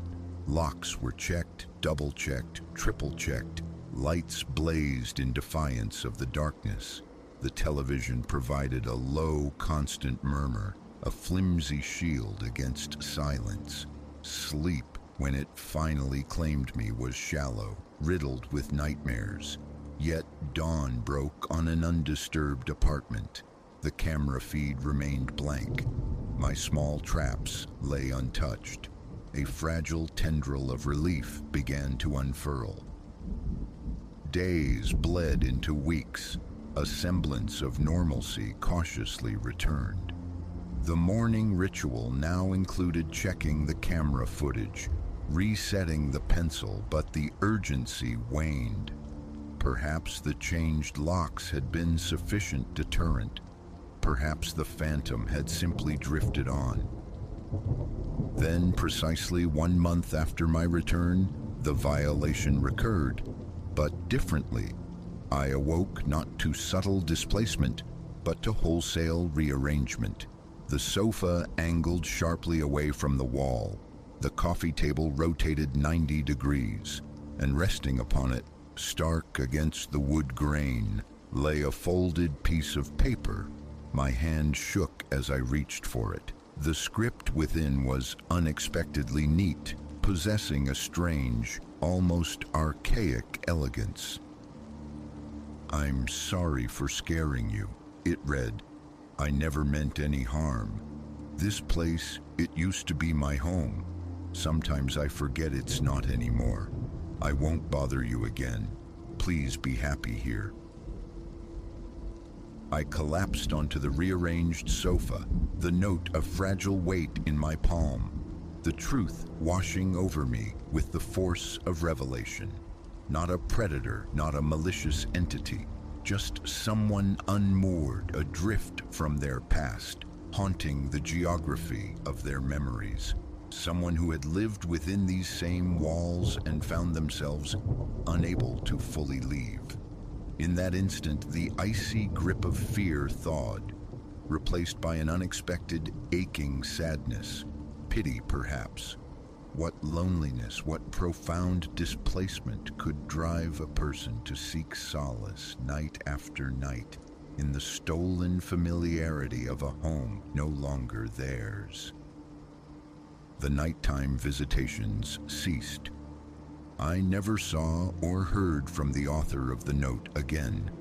Yet sometimes when the old building settles with a midnight sigh or a misplaced object catches my eye, I think of that solitary figure. I wonder if they found a new anchor, a space to finally call their own. I learned that home transcends mere walls and possessions. It's an internal landscape, a resonance of belonging. For a time, that resonance had been shattered. My apartment transformed into a theater of fear. But understanding brought a quiet reclaiming. This is my home now, mine to fill with light and living, and for the other soul, the one who briefly shared its shadows. Wherever they are, I hope they too have found their way home. And perhaps, just perhaps, a small light left burning isn't entirely unwelcome.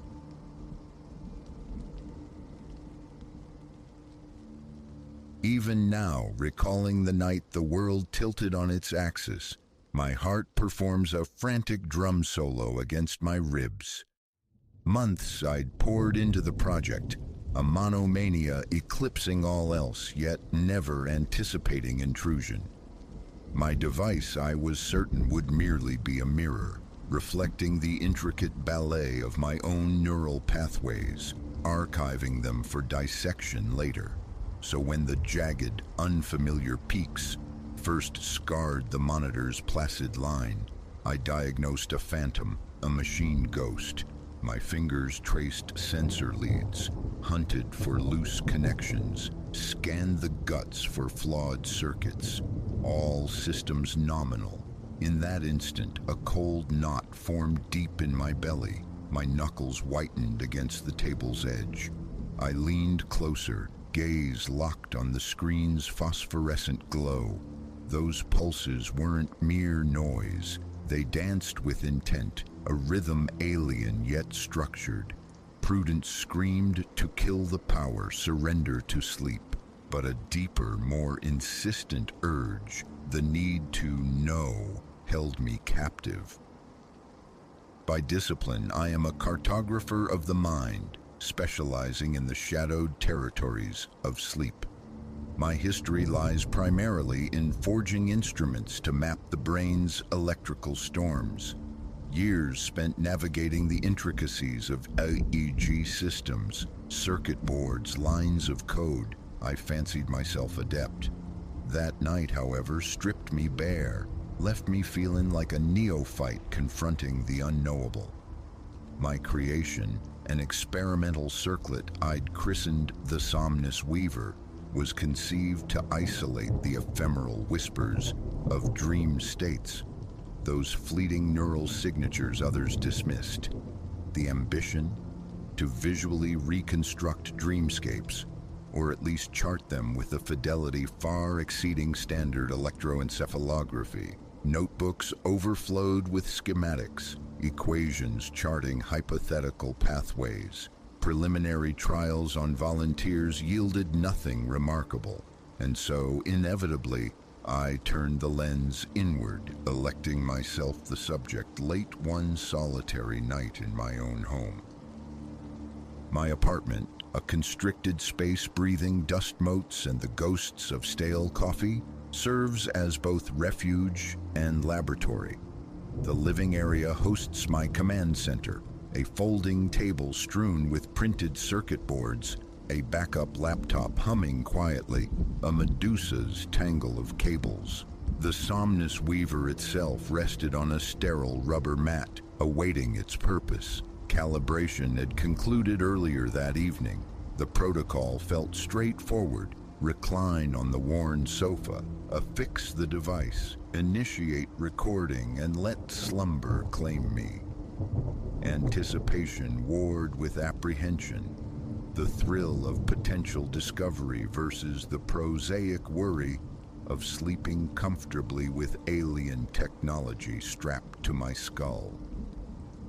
Methodically, I began placing the contact sensors, each tipped with cool, conductive gel, onto precise points across my scalp, referencing anatomical charts, temporal, frontal, occipital lobes marked. The headband settled snugly, a firm but not unpleasant pressure. Cables snaked from the circlet to a compact control box, feeding the nascent signals into the laptop. My breath hitched as I eased onto the sofa cushions. A final keyboard command launched the recording sequence. I extinguished the overhead light, plunging the room into soft, screen-lit dimness, and courted oblivion. My thoughts, usually a frantic nocturnal hive, succumbed quickly that night, exhaustion from endless tinkering finally claiming its due. Sometime later, consciousness surfaced sluggishly. Eyelids cracked open to find the laptop screen blazing with unnatural intensity. Pushing myself upright, I rubbed sleep grit from my face. A faint electric prickle danced along my scalp. Then I saw it, the data stream, a frantic cascade across the monitor. My pulse hammered, a flush warming my cheeks. These weren't the familiar contours of my own REM patterns.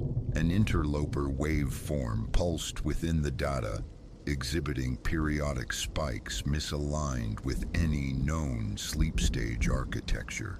I stumbled from the sofa, planting myself before the desk.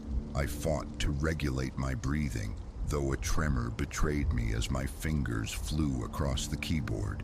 Had I left a port open? Some vulnerability to ambient radio frequencies, stray electromagnetic fields.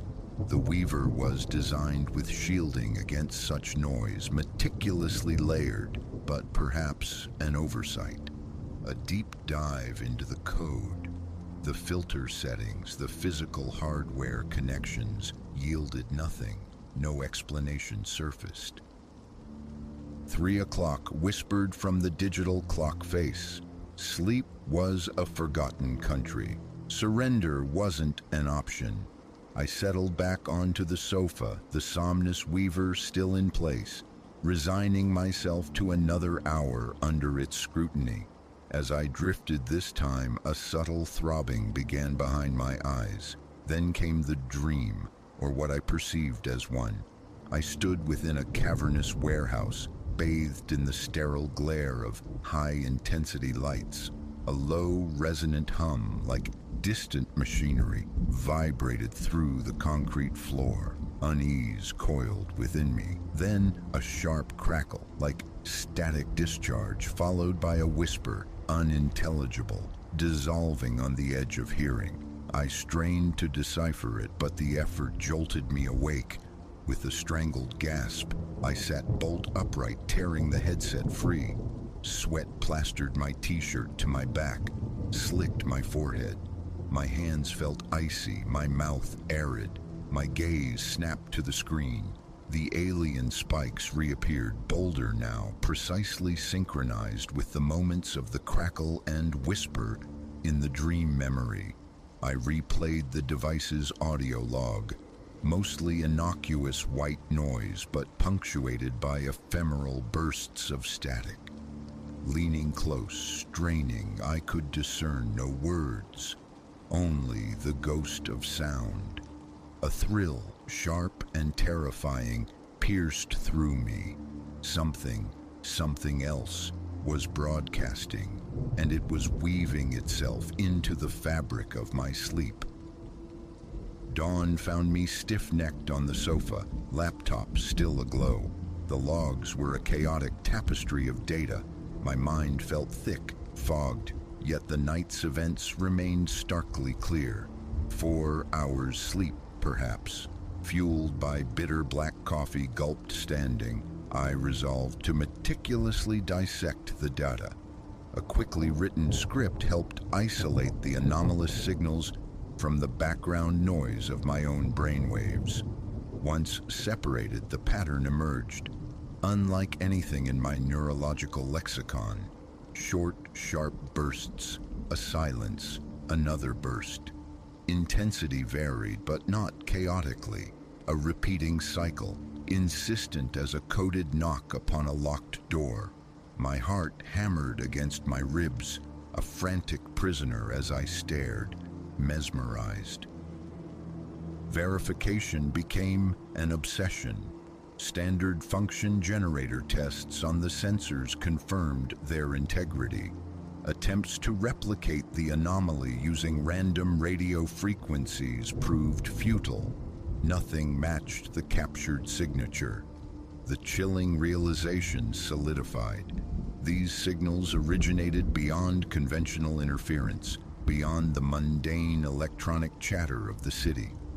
By late afternoon, hunger gnawed, thought frayed. Takeout ordered, I paced the confines of my living room, my gaze repeatedly snagging on the sofa, the locus of the phenomenon.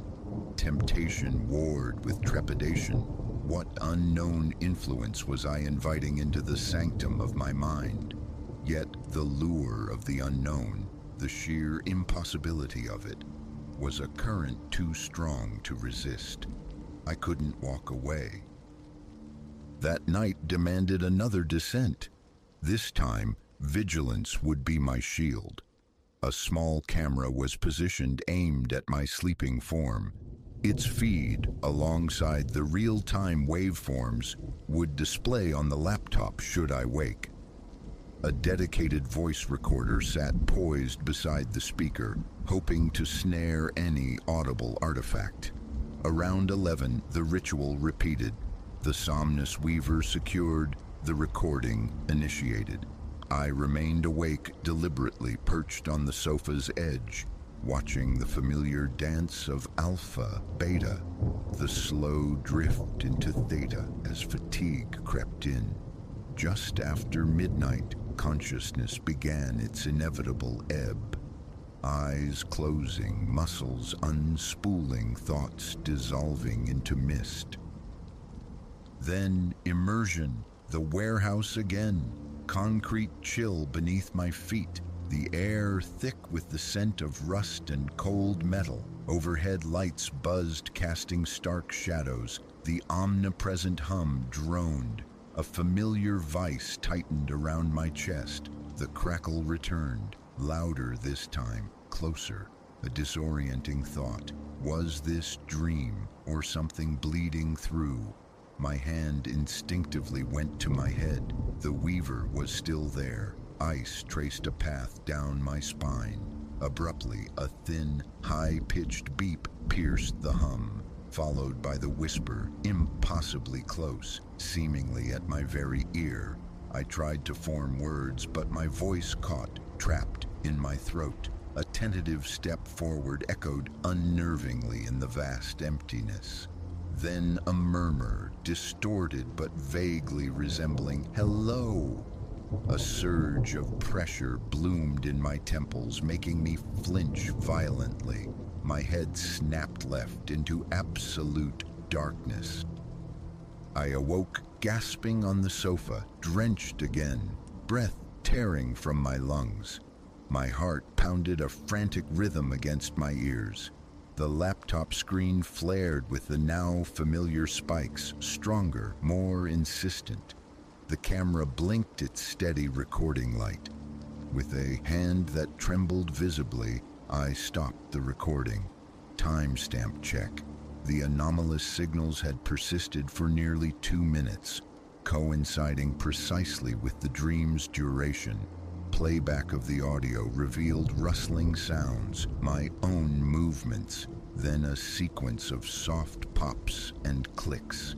And amidst them, undeniably, something that sounded like a disembodied voice, faint and ethereal. A cold dread, exhilarating and sickening, washed over me. The ensuing days blurred into a frantic cycle of testing, retesting, paranoia. I meticulously re-shielded every cable with layers of foil. I systematically powered down every other electronic device in the apartment, phone, router, microwave, searching for a mundane source. Nothing altered the outcome. Each night I donned the Somnus Weaver. The warehouse dream inevitably claimed me, its details subtly shifting. Dimmer lights, a louder hum, but the whispering presence remained constant. Sleep became a thing to dread. I tried 2 nights without the device, collapsing into my actual bed, hoping distance from the apparatus might grant reprieve. The warehouse vanished. I woke marginally rested, but the silence felt hollow, replaced by an insistent, gnawing curiosity. This thing, whatever it was, demanded attention. Alien, psychic phenomenon. a glitch in reality's code. The signals were undeniably real, mirroring my internal state. Fear and the insatiable need for answers wrestled within me. On the fifth night, I committed to escalation, a more elaborate recording setup. Multiple camera angles, a microphone positioned directly before my mouth to capture any somnolent utterances. Real-time translation software was integrated, poised to analyze any captured sounds, hunting for linguistic structure within the whispers. By midnight, I was a wreck of frayed nerves, palms slick with sweat, neck muscles rigid knots. Forcing myself onto the sofa, I secured the weaver, initiated the recording. Sleep proved elusive, my mind a racetrack of what-ifs. What if something is truly trying to make contact? Am I complicit in opening a door I cannot close? My pulse refused to settle. Finally, sheer exhaustion dragged me under. Instantly, the warehouse materialized. Lights sputtered erratically. The drone intensified, accompanied by a strange, shimmering luminescence playing across the bare walls. My skin prickled, my throat constricted, swallowing impossible. The whisper came, clearer than ever before, seeming to emanate from directly behind me. I spun around. Empty space greeted me, punctuated only by the frantic strobing lights. In the dream, I found my voice, albeit shaky. "Can you hear me?" The words felt clumsy, uncertain if they truly sounded. The response was a staccato burst of crackles and pops, then a sound, perhaps a word, help, or something else entirely. My stomach lurched. I stumbled backward from the perceived source, legs suddenly weak. The pressure in my temples returned, fierce and disorienting. Dizziness overwhelmed me. I collapsed, knees hitting the cold concrete. Blackness swallowed everything. I awoke on the sofa, choking. I sucked in air so violently I gagged, coughing, hands gripping the sofa's worn fabric. Eyes darted to the laptop. The signals were off the scale, spiking precisely when the voice manifested in the dream. The translator software flagged several recurring phonetic clusters, nonsensical in any known tongue, yet marked as potential word fragments. Their consistent, patterned appearance chilled me to the bone. My hands shook as I scanned the output. This wasn't imagination. Subsequent nights brought more experiments, more signals, subtle variations on the warehouse theme. Each session deepened the unsettling blend of fascination and dread. My body protested. Tension headaches became constant companions. A fine tremor surfaced in my hands. My shoulders remained perpetually hunched. Pacing the apartment became my default state. Focus shattered. Mundane tasks felt insurmountable, overshadowed by the relentless loop of the warehouse, the signals, the whisper. After a week adrift in this liminal space, a reckless idea took root: controlled communication. I modified the Somnus Weaver, adding a rudimentary output function designed to piggyback a simple signal onto my own outgoing neural activity during sleep. A gamble fraught with unknown peril, but inaction felt impossible. If something was reaching in, perhaps I could reach out. I programmed a basic binary pattern, a digital knock, hoping the device could weave it into the fabric of my sleep signals. Merely contemplating it sent sweat beading on my forehead, my mouth turning to desert sand. That night, reclining once more on the sofa, the modified weaver in place, the living room felt thick, airless. I cracked a window, the cool night air a brief balm, record engaged. My pulse throbbed in my ears as sleep began its slow claim. Initially, fragmented images flickered behind my eyelids, glimpses of my apartment, abstract shapes. Then, the shift. Back in the warehouse. Cold floor, droning hum, now louder, almost deafening. The lights flickered violently, painfully bright. A distinct sense of movement just behind me. I whirled. A fleeting impression, a tall, indistinct shape, vanished as I focused. "Who are you?" I called out, the sound swallowed by the cavernous space. The figure did not reappear. The cranial pressure intensified, a wave of vertigo washing over me. Legs unsteady. The whisper rose in volume, still maddeningly indecipherable. I focused, concentrating fiercely on the binary pattern, willing it outward, hoping it would merge, transmit. My heart felt like it would batter its way out of my chest. The whisper's pitch altered, modulated, almost responsive. I staggered forward, hand outstretched into empty air. Suddenly, the lights blinked with seizure-inducing speed.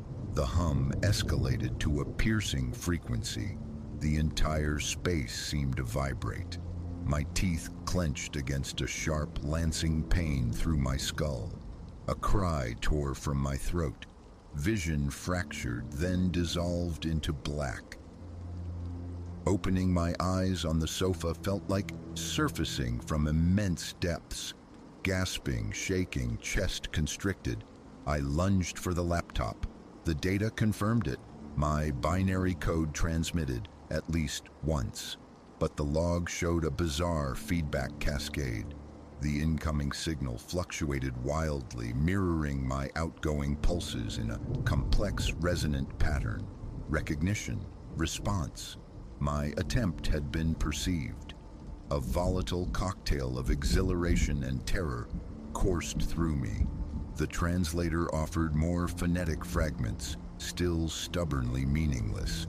Nearly 4 a.m. Exhaustion weighed me down, profound and bone-deep, the taste of metal lingering in my mouth.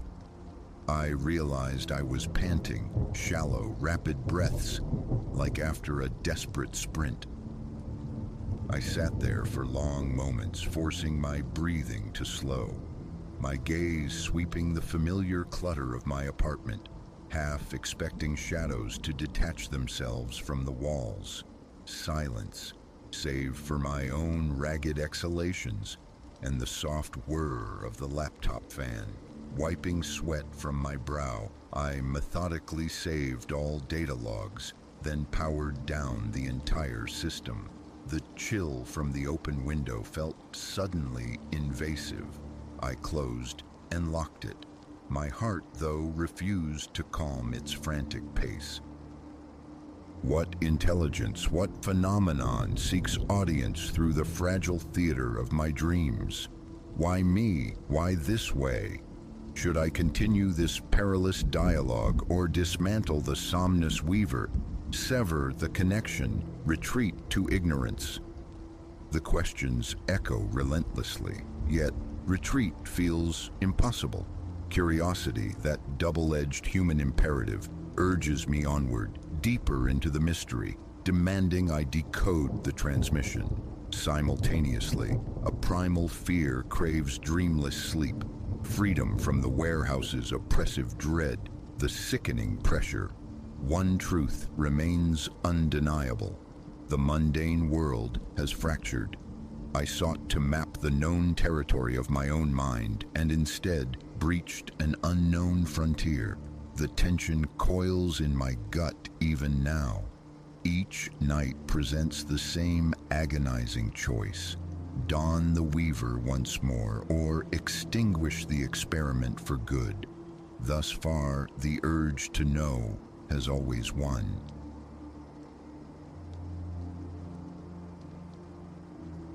Twin beams carved a tunnel through palpable night. The diesel's thrum, the only pulse in an artery of asphalt, stretching toward an unseen horizon. Hours bled together, marked only by the phantom rush of opposing 18-wheelers. Then an aberration, a silhouette against the starless void, thumbs stark against the gloom. Primal caution screamed brake, screamed past. But the crushing weight of solitude, a familiar passenger on these long voyages, nudged curiosity forward. A single impulsive act of connection, destined to unravel a routine haul into sheer nightmare. I feathered the air brakes, the behemoth sighing as I guided its mass onto the gravel shoulder. The silhouette resolved into man shape, closer now, perhaps mid-30s, a battered rucksack clinging to one shoulder. Nothing outwardly remarkable, yet a discordant note hummed beneath the surface, a wrongness emanating from his posture, his stillness. Too late, the commitment made. The window whirred down, admitting the cool, empty air. "Where you bound?" My voice, aiming for nonchalance, felt thin in the vast quiet. His answering grin stretched wide, skeletal in the dash lights, yet his eyes remained inert pools of shadow. "Wherever this road takes us, friend," he purred, the voice unnervingly slick, destinations flexible. A pause, pregnant with the rising tide of unease in my gut. But the miles ahead stretched barren, the cab a lonely echo chamber. "All right then," I conceded, leaning across the vast seat to thumb the lock. "Climb aboard." I'm pointed toward Flagstaff. He swung himself up, the rucksack landing with a muffled thud at his feet. As he settled, an unwelcome scent invaded the cab, the sour tang of old perspiration overlaid with a coppery sharpness, like dried blood. I fought the urge to recoil, forcing my attention back to merging the rig onto the blacktop. "Silas," I offered, a brief sideways glance. "What finds you roadside in the dead of night?" Silence spun out, long enough for me to notice the intense stillness of his profile against the fleeting landscape. "Caleb," he offered eventually, his gaze fixed somewhere beyond the windshield. "Let's just say I'm transitioning." An uncomfortable quiet descended, thick and suffocating. I wrestled with the radio tuner, seeking static, anything to fill the chasm opening between us. Caleb seemed utterly devoid of the need for pleasantries, which suited the growing disquiet within me. Less known, perhaps less dangerous. An hour, maybe more, slid past before he spoke again, his voice a low rumble beneath the engine's drone. "So, Silas, you do this often? Play Samaritan on the midnight highway?" A shrug, my focus pinned to the hypnotic white lines. "Sometimes gets quiet out here." A low chuckle escaped him, dry and brittle, raising the hairs on my neck. "Quiet, is it? Curious. Most folks lock their doors tighter these days. Can't tell the wolves from the sheep." My throat tightened. My grip on the wheel became a vice. Figure most people are just trying to get somewhere, like me. "Oh, I'm definitely trying to get somewhere," Caleb affirmed, a subtle shift hardening his tone. "The real question is, Silas, are you the one who's going to get me there?" I risked another look. His eyes, fastened on me, held a predatory gleam absent before. "What's that supposed to mean?" My voice betrayed a tremor I couldn't suppress. Caleb's hand dipped toward the rucksack on the floor, A zipper rasped open. My heart hammered against my ribs, a frantic drumbeat against the engine's steady rhythm. What was he reaching for? His hand emerged, and the dim cab light glinted off the long, wicked curve of a hunting knife. "Pull her over," he commanded, his voice chillingly level, as if requesting a minor adjustment. Panic flared, hot and blinding, miles from anywhere. No headlights fore or aft. Stopping now felt like signing my own death warrant. Stall. Think. "Hey now," I forced a ragged laugh. "If you wanted a turn at the wheel, you just had to ask. No need for the props." His features constricted into a mask of impatience. "I won't ask again. Shoulder, now." Feigning compliance, I let the rig drift right, easing off the fuel. The deceleration began. Out of the corner of my eye, I watched him, waiting. The instant his gaze flickered down, presumably checking our slowing speed, I acted. I stomped the brake pedal to the floor and simultaneously wrenched the steering wheel hard left. The sudden, violent maneuver threw Caleb against the passenger door with bone-jarring force. The knife skittered across the floor mat. My truck bucked and fishtailed, tires screaming on the asphalt as I fought the massive, lurching weight. Cursing, Caleb scrambled, groping for the fallen blade. Seconds, I had only seconds, my hand shot to the CB mic. "Mayday, Mayday!" The words tore from my throat. "This is Holland Silas, got a hostile situation, armed passenger." A fist exploded against my jaw. Stars burst behind my eyes, my head snapping back against the rest. The world tilted violently as the truck careened off the pavement, chewing through gravel and dust before lurching to a jarring halt. Air hissed. Silence crashed down, broken only by the frantic pounding in my ears. Before I could clear my head, Caleb was upon me, fingers like iron bands closing around my throat.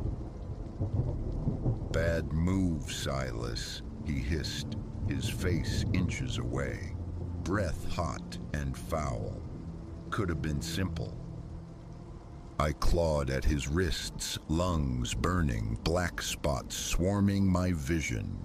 Desperation fueled a blind fumbling across the cluttered console. My fingers closed around the familiar cylinder of my thermos, heavy with lukewarm coffee. Summoning a final reserve of strength, I swung it, connecting with the side of his head with a sickening thud. His grip slackened. I shoved hard, gasping great, ragged lungfuls of air. Caleb slumped against his door, momentarily stunned. No time. I threw my own door open, half falling out into the shocking cool of the night air. Scrambling upright, I lurched toward the passenger side, intent on somehow trapping him inside. But the door flew open before I reached it. Caleb spilled out, stumbling but upright, the knife somehow back in his hand. He lunged, a wild, glittering arc. Searing pain flared across my forearm as I leaped backward. "You're just prolonging this," Caleb panted, stalking forward, eyes wide and feverish. "Keys, give me the keys, and it's done." I retreated, mind racing, keys dangling in the ignition. His prize, my death sentence. Why? The question was a gasp. A bid for time, a search for an opening.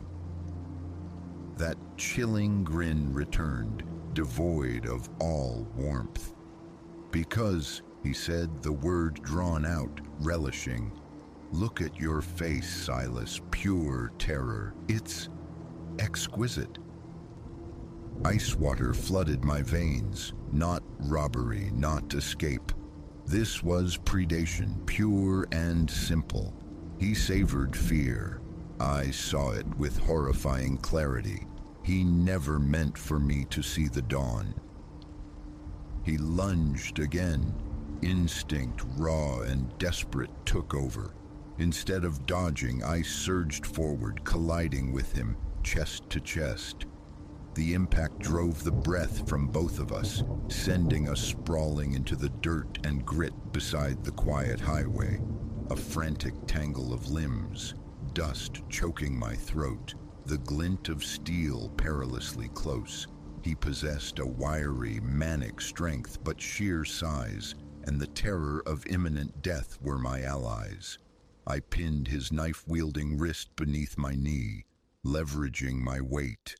My free hand found his face, once, twice. A third blow, connecting solidly. A grunt, and his grip on the knife finally faltered. I tore it from his grasp, scrambling backward on hands and knees, chest heaving. He lay sprawled, blood trickling from his nose, a soft, broken laughter bubbling in his throat. "Do it," he wheezed, eyes locking onto mine. "Finish it, you want to." My fingers clenched around the knife's handle. The temptation was a dark, seductive pulse. End him, end the threat.